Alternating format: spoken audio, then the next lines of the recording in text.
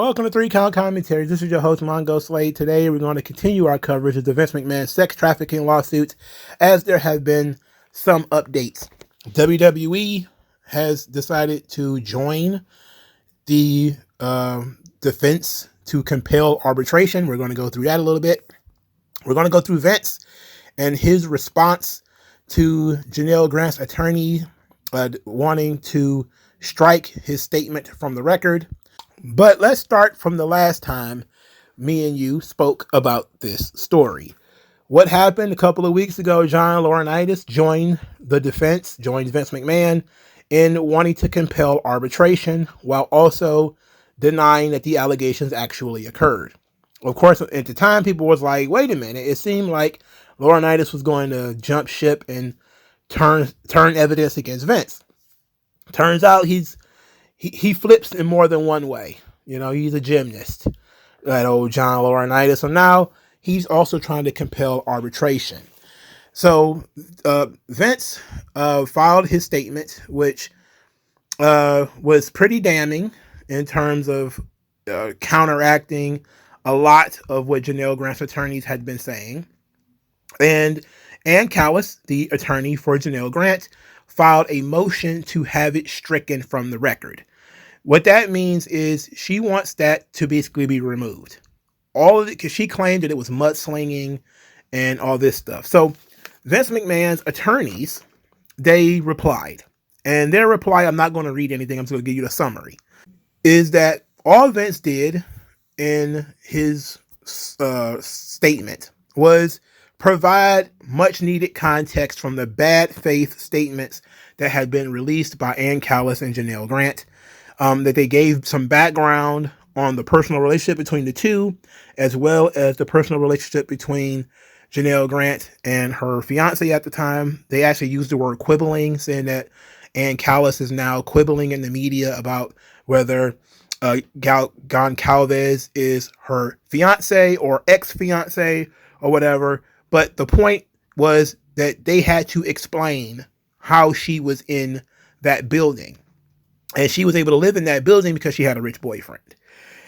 They then said that Janelle Grant's side is playing dirty baseball because they're providing text messages that are out of context, and said that they have messages, or they had messages, or that there was an exchange between Vince and Janelle Grant where she was equally, quote, equally aggressive and provocative, but admitted that Vince deleted the messages.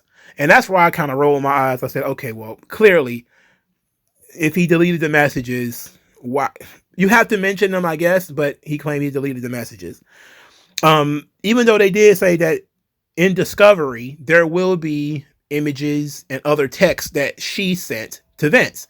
So if you saw the New York Post article, which came out on May the 14th, in which Vince's public relations team or whatever put a statement out claiming that Janelle Grant would admit to Vince that she fantasized about pain and rough sex, and that she often asked for gifts and plastic surgery, but he could not provide any text messages because he had deleted them after the end of the relationship.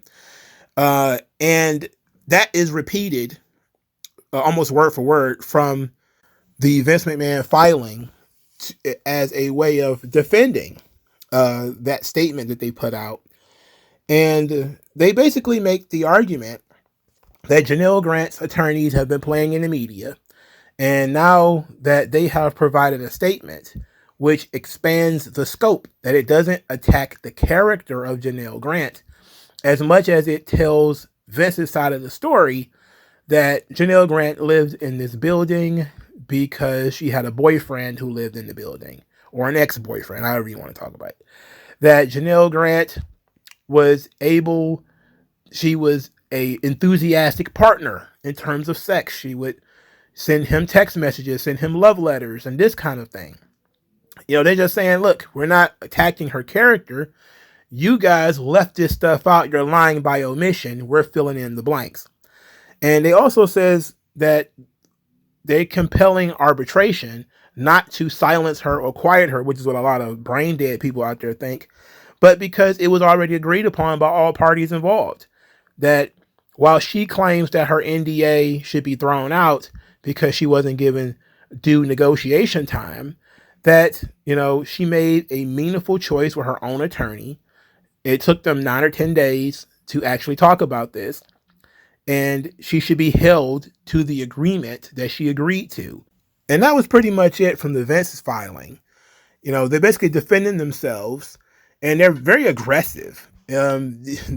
Since these statements have started coming out, Vince has been really aggressive. When they said that they were going to vigorously defend themselves, they were not joking. The idea that he doesn't have any of the messages shouldn't surprise anybody, because who knows, this was 2 years ago. How many phones do people go through? But in Discovery, they will be able to get that stuff. It'll be in the cloud somewhere. So they'll be able to pull records, and, if there are texts, they'll be able to find them. If there are images, they'll be able to find them. And it sounds to me like Vince wants to go to arbitration, but he also wants to not settle, but go through the arbitration in terms of going through Discovery and all this kind of stuff too, which some people think is negative towards WWE. And it might be, who knows? So WWE put out their filing, their own response, in which they agreed that this issue should go to arbitration. They also applied some background to Janelle Grant. Basically, they says that Janelle Grant started working in WWE on June 17th, 2019. She had a base salary of $750,000. That's pretty good for somebody who didn't have a job before. Then on February 10th, she was moved to the XFL.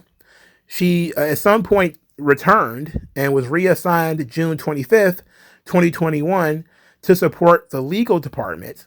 And then she was moved again in later 2021 to talent relations, where she worked as a director of operations and reported to the, quote, head of the department, which I believe at the time was John Laurinaitis.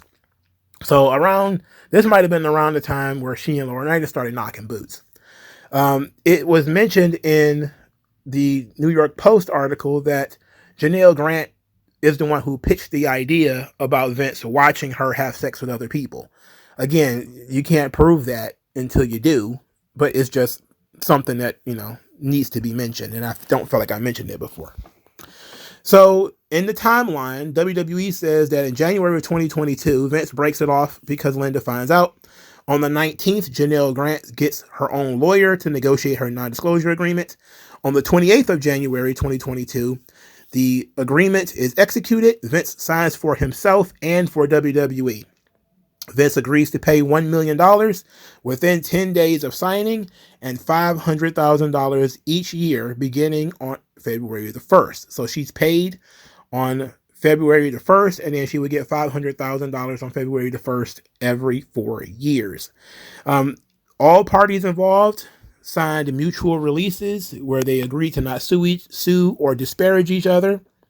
They all agreed to arbitrate around the same time, and that Vince paid her $1 million on February the 4th, 2022, and another $10,000 shortly thereafter for attorney's fees, and he was paying her medical expenses until April 15th, 2022. And then on February 9th or 10th, Grant gave notice to John Laurinaitis that she was leaving WWE. So she got paid on the 4th. 5 days later, she filed her letter of resignation. On March 30th, 2022, Vince McMahon became aware of an anonymous email about the relationship between John Laurinaitis, Vince McMahon, and Janelle Grant. And in June or July of the same year, 2022, the Wall Street Journal articles began to resurface. And this is why Vince stopped paying her. WWE goes into basically that this thing should go to arbitration, and that all parties agree that it's the most appropriate venue for this case, that arguing it in a public court is not appropriate, and that, private arbitration is the best way to handle this. So all the defendants are lined up and saying, you want to do this? We got to do it in arbitration though. And WWE also kind of slid in there saying that, due to, Vince McMahon's job and his nature as, the chairman of WWE, they can't really be separated in this situation. So because of the linkage, each individual claim cannot be argued on its own. And I would imagine each defendant can't be argued against on their own, as all of them are linked together. Laurinaitis was an employee of WWE. Vince was the chairman, and WWE is the company, and Janelle Grant is also an employee. So it's looking more and more likely that this thing is going to end up in arbitration, which some people think means that she's going to be silenced or whatever. That's nonsense. You still get to have your quote-unquote day in court in arbitration. It's just different. Arbitration is private. Courts are public. They still have discovery. She could still, win the case and win tons of money or whatever the case may be. They could still settle.